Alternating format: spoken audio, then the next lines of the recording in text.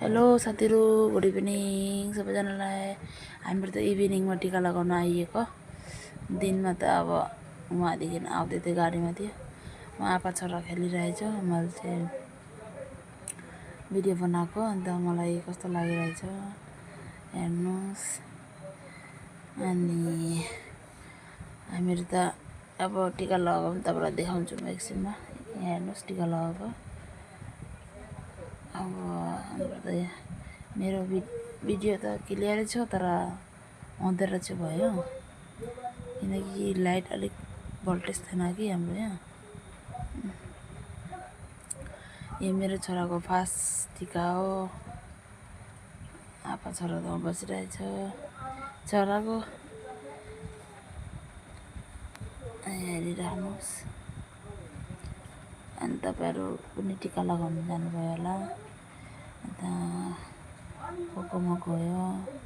म त आमा आपाकोमा अन्त मामाकोमा मात्रै जाने। अब हाम्रो त घरमा टिका लगाउन्न किनकि अब हामी त लोसार मान्छौँ। अन्त मेरो आमा आपा यहाँ मान्ने आमा आपा हो। मैले जातभित्र आउँदाखेरि आमा आपा मानेको मैले। आमा आपा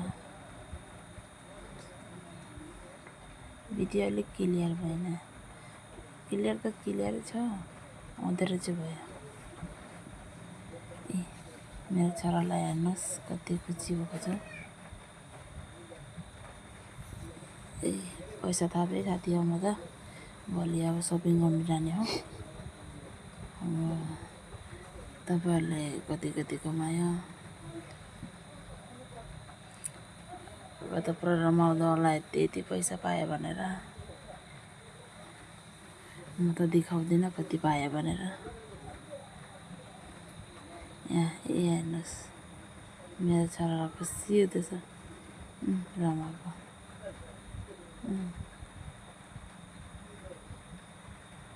हुन्छ अब तपाईहरुलाई पनि अरु एकबार दसैँको धेरै धेरै शुभकामना छ। अब सालमा एकबार आउँछ, मनाउनु पर्छ हैन। अब के गर्नु अब मामाको घर जाने टिका लगाएर यहाँ टिका लगाएर। Okay by by.